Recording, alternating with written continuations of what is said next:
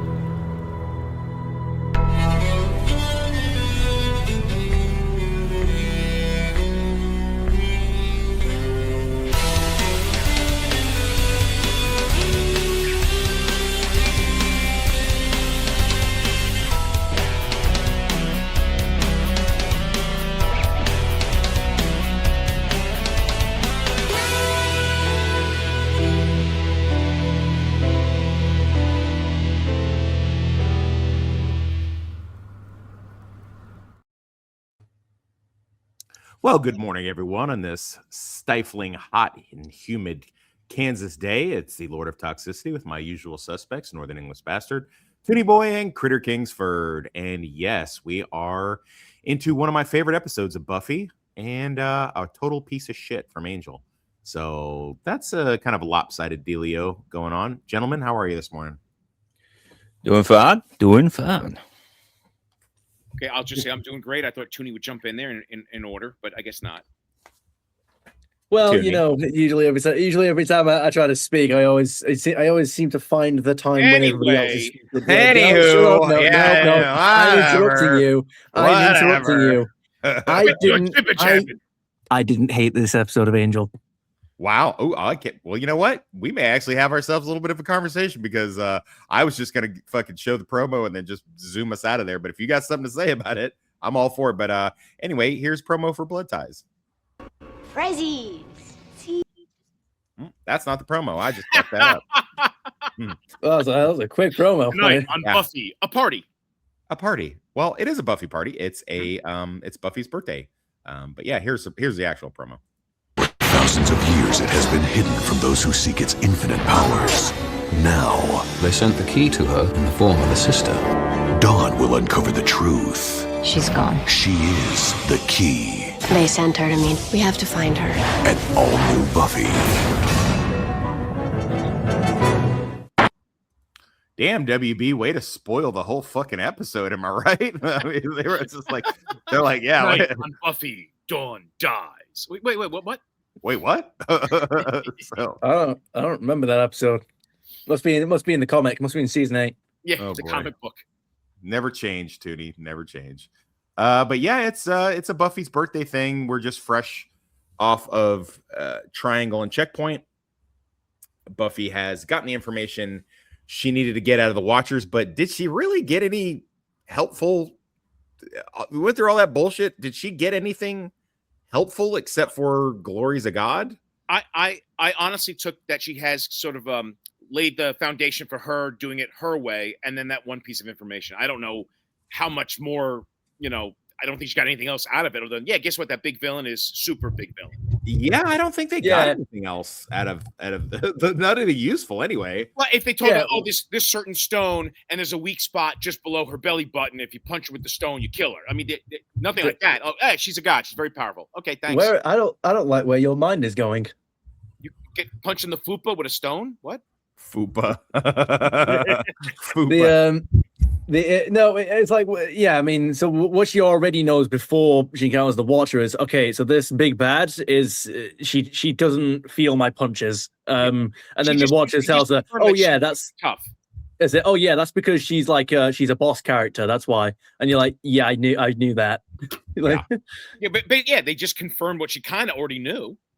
She's stronger than me. Yeah. Yeah, thanks for the help, Watchers.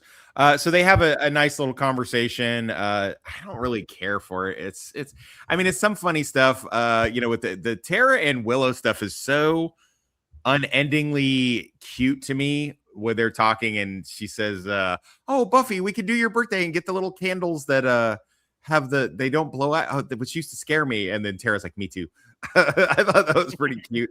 But My- Xander giving us unnecessary exposition, like we're going up against a god. Like there should be a drinking game for this episode. Every time somebody says God, we got the Knights of Byzantium are doing a pregame workout prayer, and then the little troll, the glory trolls, show up. I think this guy's pretty funny. He's just like he looks like a little deformed hobbit, but he speaks as though he's like he's like, I fear your faith is badly misplaced, and it's like, dude, do you know that you look like a herpes sore on a foot? Like, did you know that? Yes, I did Shakespeare in the Park for 5 years running. Shakespeare in the Park, yes. And they come in and swoop in, and the Knights of Byzantium make short work of him. It's a pretty good little fight. The main knight is fixing and he gets pretty good. He should have just hurry up and stab the dude instead of trying to aura farm and say his cool line, like, let's see where your faith leads you. And then fucking Glory shows up. And then she says it. She's never said it up to this point. But I guess now that we know she's a god, she has to say it immediately. Never send a minion to do a god's work. Like, dude, what? What are you doing right now? Although she looks super hot. She's fucking tears through all the fucking knights. And then keeps one of them alive, which we're going to find out later. He's going to wish that she hadn't. We get some magic box stuff where, as Ian from the Passionate Nerd indicated, the Xander and everybody's crying about knowing all the information, then immediately shows why they should not have all the information, because they're all being awkward and stupid in front of fucking Dawn. The only one who's actually treating Dawn the way she should be treated is actually Buffy. Is just kind of, I love the whole she's a god, she's dangerous, you need to be more careful, and she's not prettier than me, dude. that is probably my second favorite moment in this episode. We need to settle that debate. Okay, all right, who's prettier, Buffy or Glory? Priorities. Girls got Glory. priorities. It's Glory. It's Glory. I love Buffy, but Glory's so fucking hot. Plus, she's evil, which an evil chick will automatically be like 6 to 10 times more hotter. Okay, I want to say this. If she was a good girl, a good character, I wouldn't find her as attractive as the fact that she's totally evil, making her attractive. There's my boy. Well, yeah, She's a very, you kind of understand why most chicks go for the bad boys, because there's something sexy about evil, isn't there? So she's an attractive girl, but she was like the good sidekick or the friend that would come by for 4 episodes. I wouldn't really pay no mind. The fact that she's evil, I'm like, oh, she's kind of hot-ish. Yeah. So they have that discussion. Dawn sees stuff she shouldn't see, hear stuff she shouldn't hear, because remember, Michelle Trachtenberg was Harriet the Spy, so keep that in mind. It's gonna be important later. We find out that the knight doesn't really there's an ongoing theme of Glory tying dudes up and then fucking basically mind raping them. Have you noticed that? It's like the third one. She's like tied up and like trying to get information. She didn't get the information she wants, and so she wriggles her fingers into their fucking brain and takes away their fucking sanity. Story of my life. Yeah, I hear ya. We get the Buffy party scene, which goes pretty good for most of it. Let's do the obligatory fair use.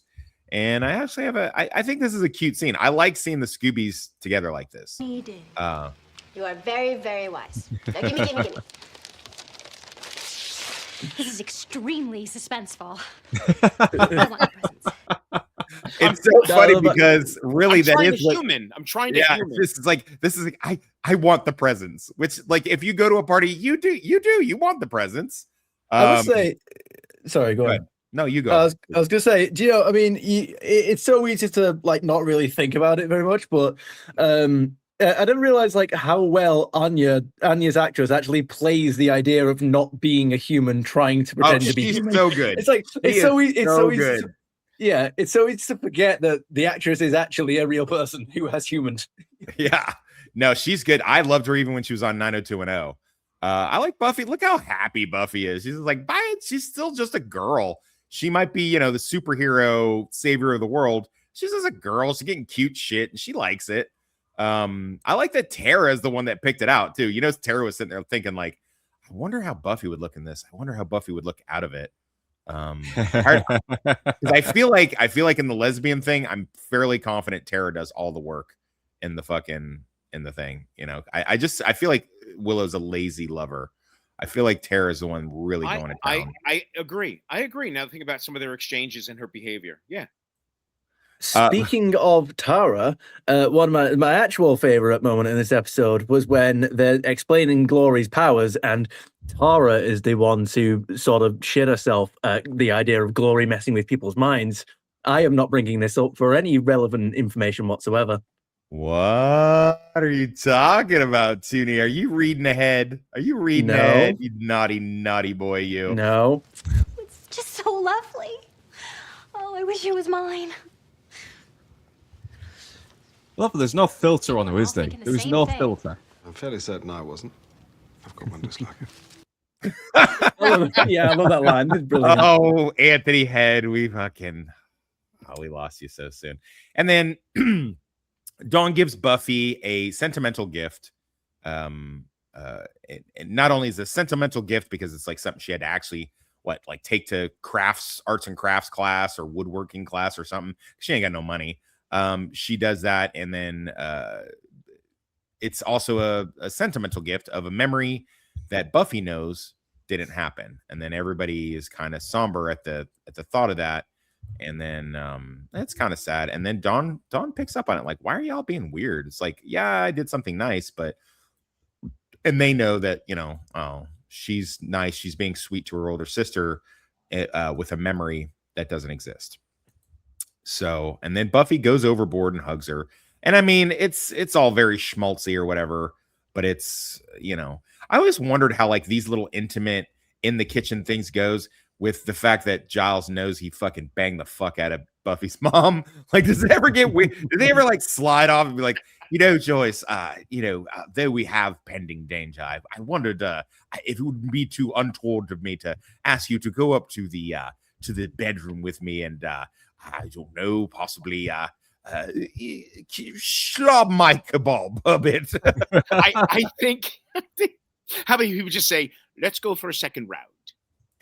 Oh, they went for a second round. They went, if you don't remember, they went for, because when Buffy gets her mind reading powers, she was like, you had sex with Giles? Yeah. Twice? On the hood of a police car? Nice. Yeah, why didn't they get together? He's already kind of been this father figure to her. Might as well. But yeah, Buffy looking cute, trying to watch out for Dawn, aka Harriet the Spy, and they're all still being fucking weird. That's why you don't tell them anything. Yeah, that's why you don't tell them anything. And then Dawn like instantly picks up on it. You know, I do like fucking Xander needs help with this thing. We weren't saying anything about you. We were talking about sex. Yeah, she starts going way too much into information about way too much. All right. Way too much, Anya. And then, you know, Dawn dons it up. Look at Dawn's already got a better rack than Buffy. That's embarrassing, Buffy. That's not good. You'll see next season Dawn actually becomes taller than Sarah Michelle Gellar. It's actually pretty funny. And poor Willow trying to fix everything. She's like, I have cake. Does nobody want the cake? But yeah. So yeah, good birthday scene. Although, you know, I think it's interesting that Buffy only has like 3 Halloween episodes, but every season gets a Buffy birthday episode. Do you guys notice that? Yeah. Nope. Yeah. Haven't watched enough to catch that just yet. All right, well, fair enough. Put the slides back up, and once Dawn goes out, oh fuck, I gotta play that other thing. Dawn goes out because she wants to find out what's going on, so she sneaks out, and when she does, she runs into the big bad, and he gets some great lines here, you know, saying shouldn't you be out with your mates playing Teletubbies? What was he thinking? Was he really thinking he was going to crash the party and fucking show up with broken chocolates? Did he really think that was going to be a thing that was going to work? That's him in love with her, that he wants, you know, like the battle in the last episode where he's kind of like trying to like hold on to her and hug her and just looking for a moment to be with her or bond with her. Creepy. Anyway, but yeah, Dawn talks him into, you want to go do crime with me? And he's like, all right, yeah, sounds good. And he has to fucking break into the magic box. He has that epiphany. He's like, yeah, lots of mean things between here and there. Would love to get a taste of you. Big sister wouldn't like that. And so he just makes that equation in his head and just like, okay, well, I'm gonna fucking take you in. That's when they read the diary and find out that Dawn is the key. Dawn comes back with the whole fucking cutting on herself and doing fucking stupid shit. They realize that she knows, cat's out of the bag. And then, of course, they figure out that it's Spike, who didn't really tell her, but didn't really stop her from finding out. It was very similar to when in season 2, when Buffy comes out to her mom about being the Slayer, and Spike's just like, what? She doesn't know? Like, his default setting is like, what would be the point of keeping a secret like that? He's just like, it doesn't make any sense. Just tell her you're a fucking Slayer, or just tell Dawn she's the key.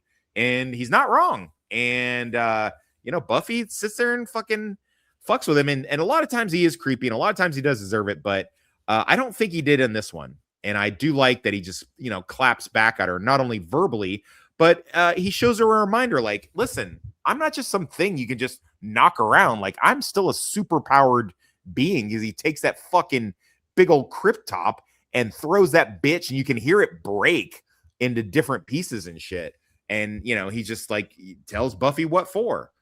And he's not wrong. And then we find out later, Dawn's going to run to the hospital, which is odd that that's where she chose to go. But okay, whatever. And when she goes to the hospital, she runs into Ben.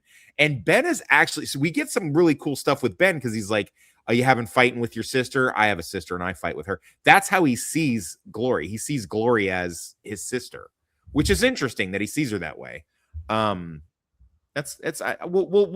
touch on that more later on down the road. The whole dynamic between Ben and Glory, and then we as the audience get to see Ben change into Glory. And was anybody else really the first time they watch this going, why the fuck doesn't Dawn tell about, like, they got us twice in this season? Do you guys realize that they slid Dawn under our nose, making us like kind of gaslighting us, going, did we miss an episode where her long lost sister shows up Cousin Oliver style? And then they get us again because you're like, did I miss where they put a mind wiping spell on Dawn? Like, why isn't Dawn telling the Scooby Gang that Ben is Glory? Yeah, I totally missed it until you just said it right now. Like, yeah, that's right. That's like a bit of a story plot hole or whatever, that she wouldn't rat out what just happened. Right. Yeah. I was like, it was just a few we go a few episodes because I'm like, wait a minute. So like right at this time, I was sitting there waiting on my my flight, for which actually got delayed to go to boot camp. So it's like every day was like, am I going to work today? Am I packing my bags today? Am I off to war today? It's because they were going to tell me at the last minute, and wound up being, I think this episode came out somewhere around January or February or something like that. Pretty close, because I know Crush came around Valentine's Day, and I wound up leaving in the second day of April. So they actually called me on the 1st and told me I was getting ready to go. And they were like, nah, April Fools, you're leaving tomorrow. I'm like, oh, fuck. Okay.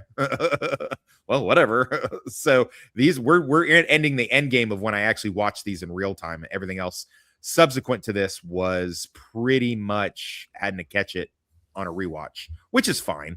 It is what it is. But Glory brings in Dawn to kind of interrogate her a little bit. And it's pretty scary. And friendly Glory is actually pretty frightening. When she's being friendly and like talking, I got hot dogs. I got puppy dogs and ice cream if you tell me where the key is. This is like, I ought to just kill you. Yes, the sinister motives behind the smile, isn't it? That's the whole thing. Sometimes it's why Annie in Misery is so much more unnerving when she's being very nice and hospitable. Great example. Yeah. But yeah, I thought I had the clip of them fighting. It doesn't look like I do. Hold on. I think I do, actually. Yeah, she did a really cool triple spin kick thing up in the air. Yeah. Steal thing. Want to come steal some stuff? No, I didn't. I don't have it. Oh, wait. No, you know what it is? It's in the other file. Hang on, everybody. Old Boomer here. Old Boomer here is going to find the clip. Oh, wait, I don't have it. I didn't save it. Or it didn't download. Anyway, there's a pretty cool fight. Whatevs. Take our word for it. Take our word for it. It's really cool. I'm not going to spoil it for you. Yeah, that was my intention all along. So there's a cool fight, and they kind of Avengers against Thanos go up against her in the thing. And I don't like how they nerf Spike. It's like Spike gets thrown around like a rag doll. He holds her for a second, and it says that funny. I thought you said the skank was tough, while Buffy's tearing up fucking Glory because he's holding her down, but Glory gets the upper hand and fucking throws his bitch ass against the wall and fucking knocks his ass out. The one thing confusing the whole when Buffy does Giles now, and he just shoots her with the little crossbow, and it's like does nothing. It was like, was that your big move? Like, what was that supposed to be, an enchanted crossbow and it just didn't fucking work, or what? And then, the big thing is obviously the teleportation spell. I swear to God, I had that scene. Whatever. The teleportation spell where Willow and Tara, put her fill her full of magic pixie dust and then drop her at the edge of town from a couple miles in the sky. Pretty cool scene. And then, but obviously it has consequences. You can see it, Willow channeling the magic through her in order to do it. And of course, you find out she can't really do it again. She gets a big bloody nose, probably has a little brain embolism. Probably took like 5 years off her life just doing that fucking move, or whatever. So, and and it ends with that. And Buffy telling Dawn, like, look, my blood's your blood. We are, and remember that because it's going to be important later. My blood is your blood. It's Summer's blood. We're the same. You're not fake. I'm not fake. We're all tied together in a big blood tie. So what I did there. And then that's it, man. That's the end of the episode. It's a pretty good one. I like it. I enjoy it on a lot of rewatches and repeats. I do think it's very well done. It's very fast paced. We get a lot of beats, familiar beats. The whole Buffy's birthday is tragedy is going to ensue. Although the birthday she had in season 4 where Giles turned into the snot demon monster, that wasn't that bad. That nothing really horrible happened in that. I think the worst thing of that was when she knocked fucking Riley across the room when they were kung fu fighting and shit. Nothing really. He lost his car. Giles lost the Giles Hoopty-mobile. That's about it. Everything else is great in this episode. I enjoy it. And we get a lot of plot happens, but it doesn't drag too much, except for that one little line at the very beginning, and that's more of a nitpick of mine and not that important. So and my favorite quote of this great episode, I really like, is the scene when Anya has all the banger lines in this one, when Anya goes it's so beautiful. I want it for myself. You were all thinking the same thing. And then it's quickly followed with Giles like, I'm fairly certain I don't, as if he's put off by that. But then, aside to Xander, like, I've got one just like it at home. So I like that.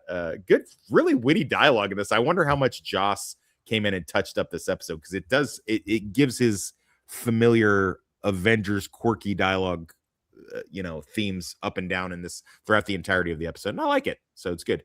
Northern, take it away, my friend. Take it away.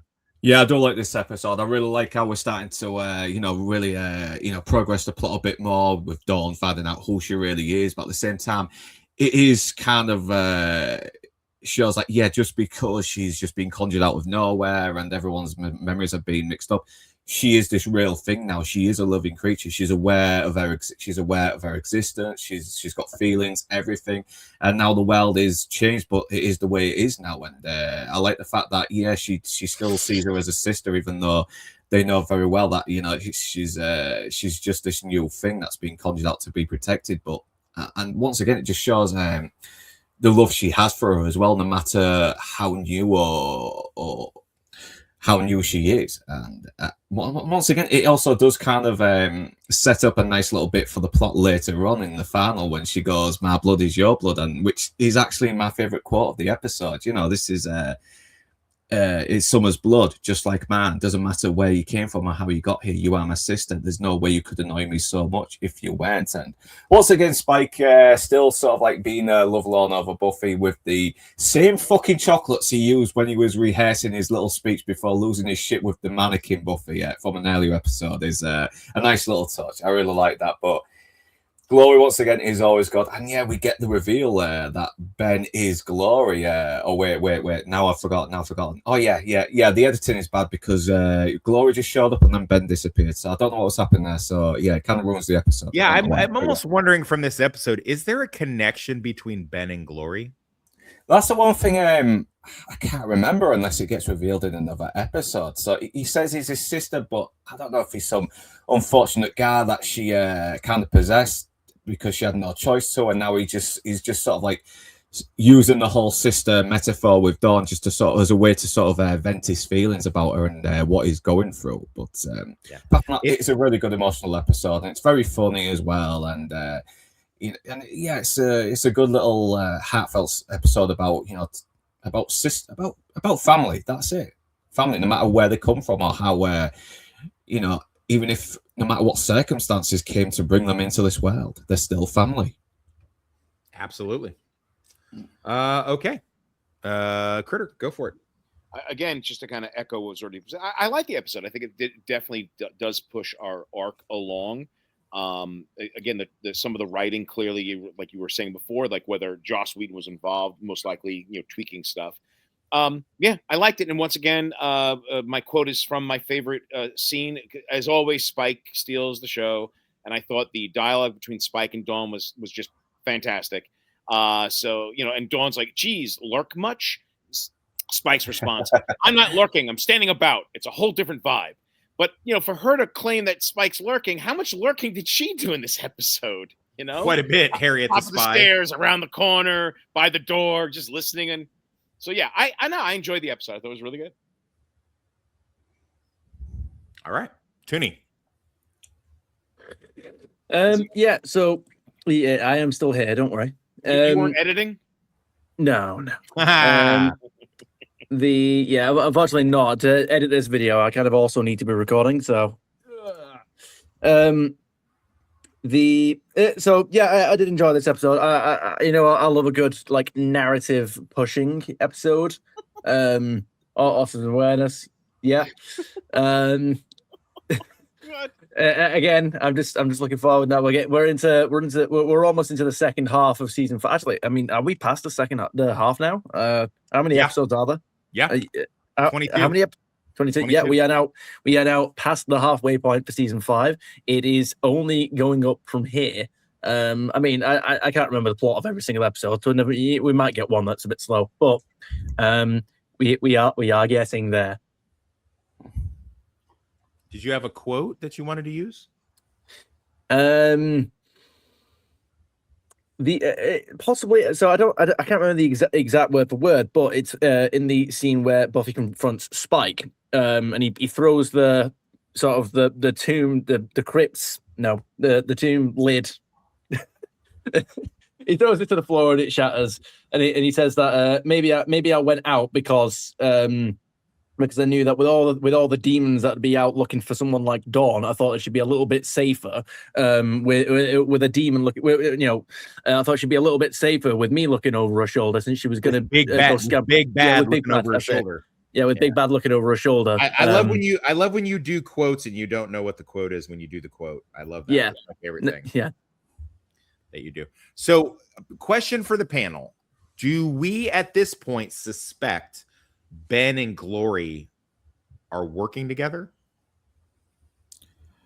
It's very hinting that there's a connection between us, so I just can't put my finger on it though. I kind of felt they are because 2 episodes ago, one of the little troll helper monkeys was having a conversation with him. So I just figured there's got to be a connection there that they're. It just seems weird that Glory would pop up out of nowhere, right when she's talking to Ben. And where did Ben go? I know. What? Was it like a spell where, like a body transfer? Like he got stuck in like a broom closet while she's like basically inhabited his space?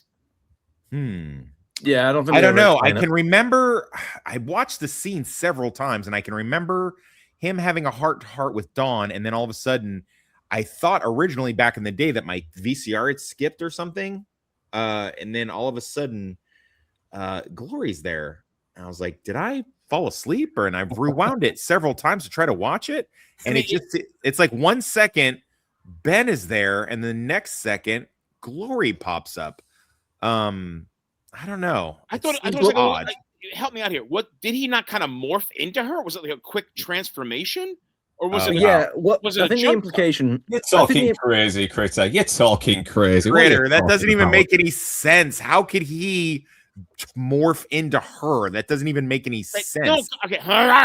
No, because she was him the whole time, bullshitting with her, and then turned into her. How could she be him? They are two different people.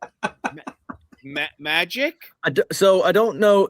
Do we ever see them in the same place? Because I feel like they share a body, and then each personality. You know what's sad, like, Critter? out. What's sad right now is the fact that Toonie Boy understood the assignment and you didn't get it. Like the fact that Toonie Boy fucking understood and you didn't understand. That's crazy, man. That is so crazy. The new we're fucking obviously fucking with you, dude. Like obviously we're just taking the piss. No. I think because we're not doing this at Monday at 7. This is Tuesday at 10, and I'm off my game. This is not Tuesday. It is Monday. You crazy old fuck. It's Monday all day today. Wait, can I ask something? Where's my pills? Yeah. Can I ask a question? What was the assignment?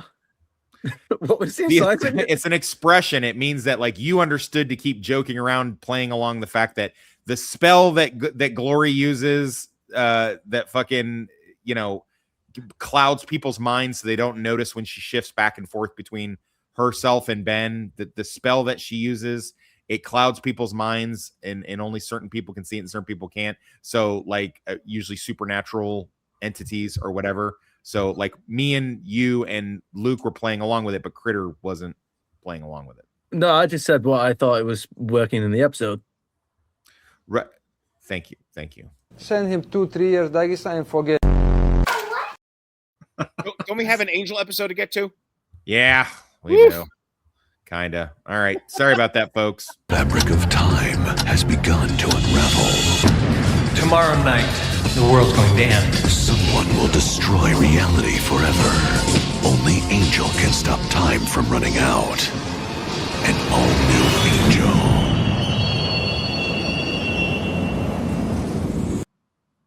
So we're still in the Dark Angel phase. Wesley, Cordy, and Gunn have their own detective agency they're starting up. Some guy is getting dumped by his girlfriend, but she's going to fuck him one more time before they get broken up with, which I find pretty admirable. Like, good on you. I like it. And he's a scientist, and some demons that want the world to end that look like they're straight out of a fucking American Gothic painting decide to, I don't know, alter his thing or help it out, or I don't know what they did to it, but they're gonna alter his thing where it stops time not only for himself but for the entire world and shut down time, because his big plan is to bang her and then hit the pause button right as he nuts, and then Team Angel beta team celebrates their new office and shindig and shit like that. So that's pretty much the episode. It's gross. It's a dumb fucking episode. It doesn't make any sense, and it sucks. So I guess we'll see you guys next week.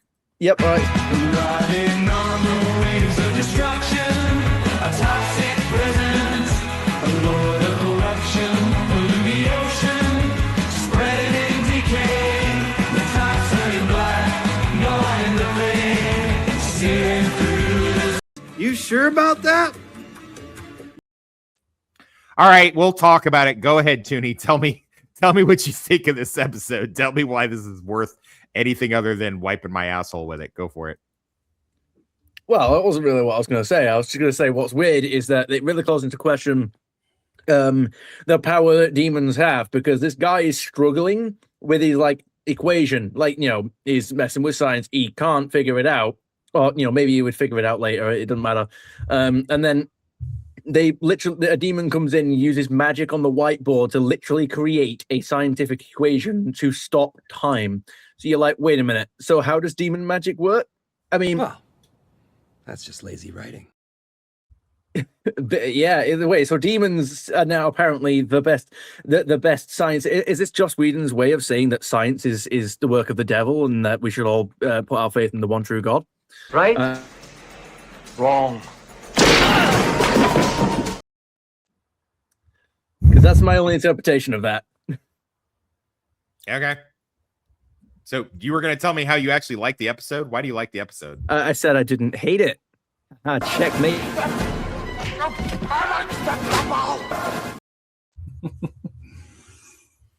I have escaped the argument. I hold no.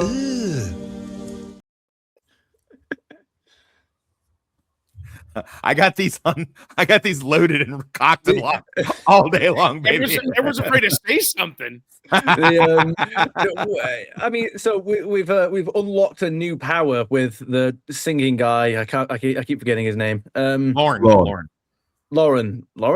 Right, okay. Lauren. Why are you adding syllables, bro? I can hear you. Say it one more time. Lorenia? Lauren.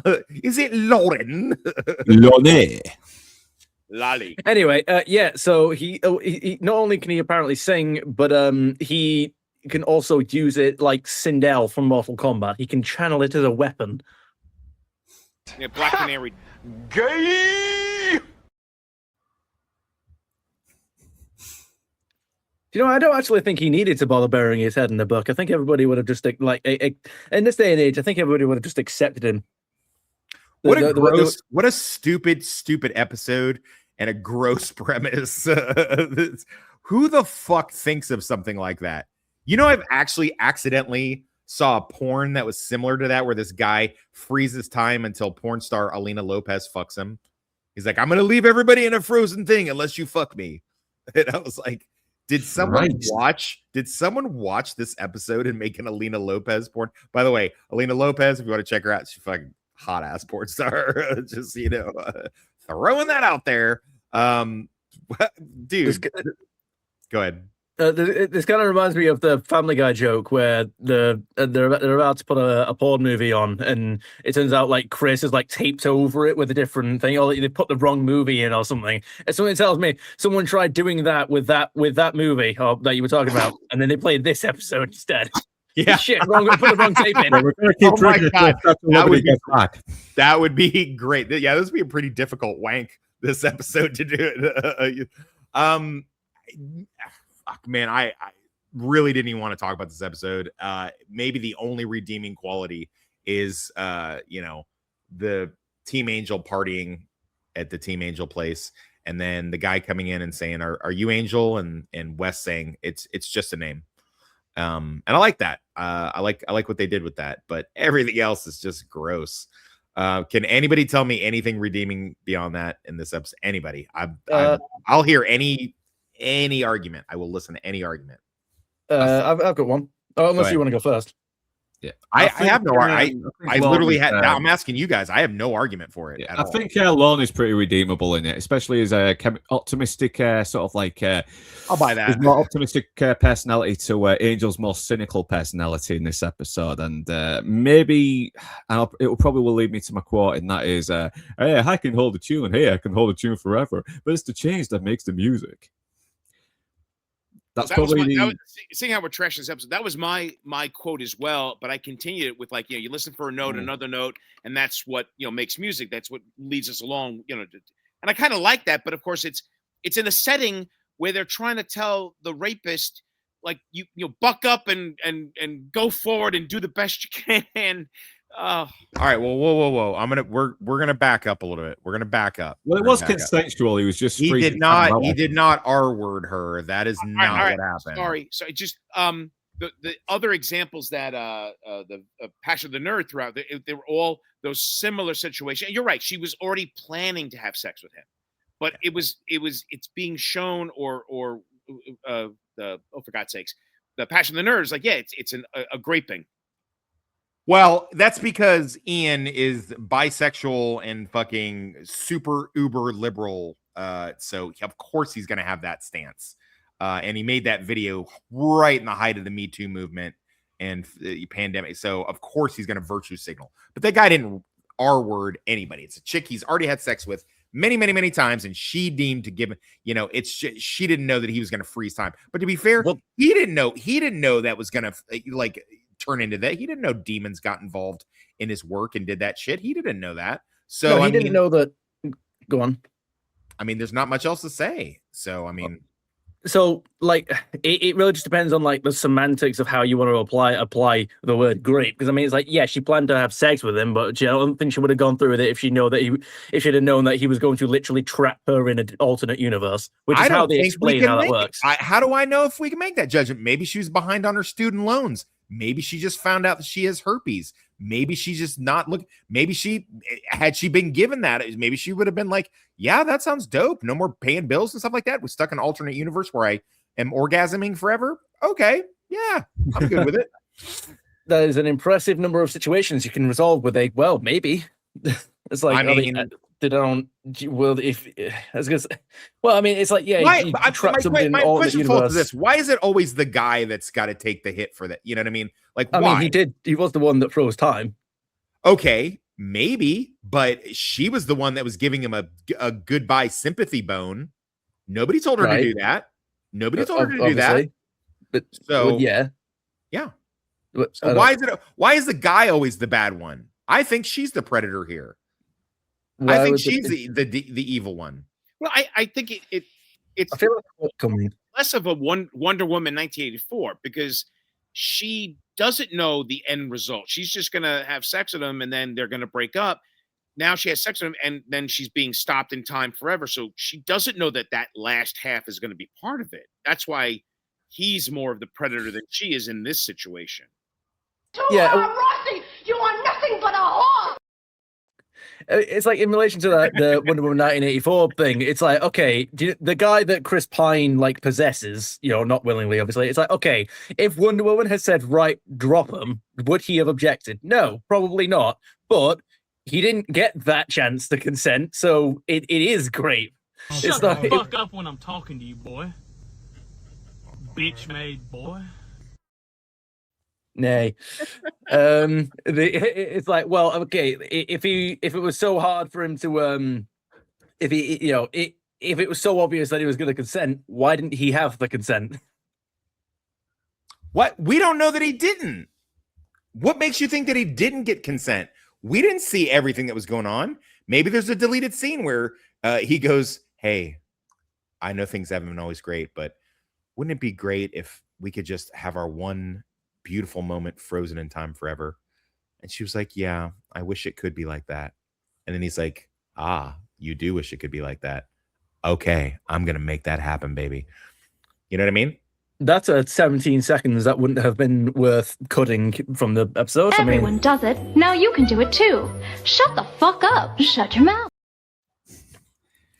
I mean, because it kind of just feels like a plot device just to sort of like get Angel to be less cynical and redeem himself to being back to being the hero again, and that kind of thing, because he's kind of grown cynical, he's a little bit more in despair, and it's just, once again, it just feels like not the best executed plot device to get him connecting with people again and maybe get in touch. I'm going to wrap this. I'm going to wrap this up. Listen, you know what? This episode sucks. It doesn't have anything to do with there's nothing in this that happens that you could complete. And to be fair, I did miss this episode on the original watch because I was being like, because I'd watched Blood Ties. I'm like telling all my friends, I'm watching Buffy, leave me alone. And then a bunch of my friends came and got me. Were like, no, you're about to leave for boot camp. We're taking you out to the bar. And I missed that episode and didn't see it until the rewatch. I'll say this. There's like maybe 3 concepts or story ideas handled differently would be kind of cool. Just give me one. Can you just give me one of them? I like the Buffy and Lorne dynamic. That kind of dynamic, the two of them working together would be really cool in another story. I like the fact. Fuck. I like the fact Angel. The nerd is. Who did I say? Buffy. Fuck. You said Buffy. I like the fact that you could have the kid trying to do a time stopping machine that demons fuck with. And just take the girlfriend equation out. He's just a nerd. Maybe they entice him. Maybe they take the shape of a cute girl to help him out to solve the equation so that they can screw with his device. Well, that's just lazy writing. Look, man, I didn't write it. I'm just saying in there are these seeds of what could have been a good episode. Gay! I love how there's a delay on him being muted. I love how there's a delay on him being muted. I mean, that's basically...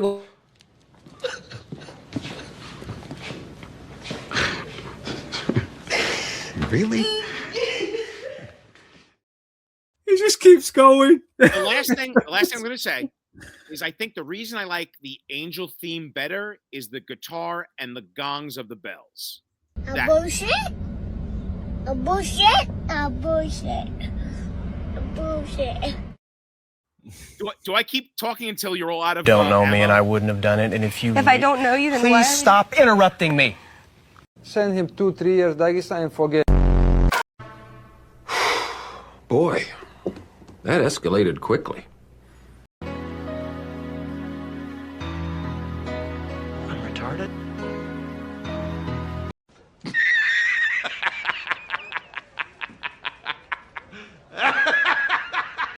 That's what I'm talking about!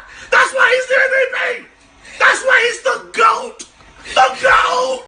No, you're not. Yeah, no, you're not. No, you're not. Stop.